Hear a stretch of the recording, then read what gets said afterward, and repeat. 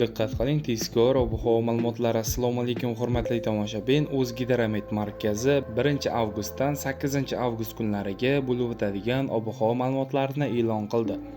Bunga ko'ra, Qoraqalpog'iston Respublikasi, Xorazm, Buxoro, Navoiy viloyatlarida havo biroz bulutli bo'ladi, ba'zi joylarda o'zgaruvchan bo'ladi, yog'ingarchiliklar kutilmaydi. Shamol sharqdan sekundiga 7-12 metr/s tezlikda esadi, ba'zi joylarda shamolning tezligi 13-18 metrgacha kuchayishi mumkin. Chang to'zonlar ko'tariladi. Haroratlar 1-avgust kuni kechasi 22-27 daraja iliq, kunduz kunlari 35-40 daraja iliq bo'ladi. 2-avgust kuni kechasi 20-25 daraja iliq, kunduz kunlari 35-40 daraja iliq bo'ladi.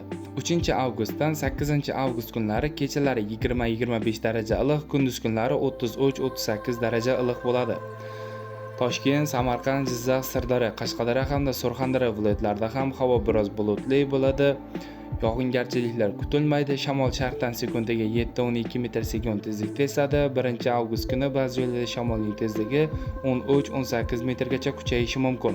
Chang to'zonlar ko'tariladi. Haroratlar 1-2-avgust kunlari kechalari 22-27 daraja iliq, kunduz kunlari 36-41 darajagacha ko'tariladi. 3-dan 8-avgust kunlari kechalari 20-25 daraja iliq, kunduz kunlari 33-38 darajagacha pasayadi.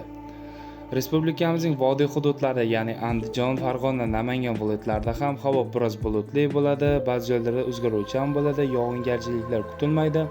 Shamol sharqdan sekundiga 7-12 metr/s tezlikda esadi. Haroratlar kechalari 22-27 daraja iliq, kunduz kunlari 36-41 daraja iliq bo'ladi. Sizlarga yetkazmoqchi bo'lgan xabarlarim shulardan iborat edi. E'tiboringiz uchun rahmat, sog' bo'ling, salomat bo'ling.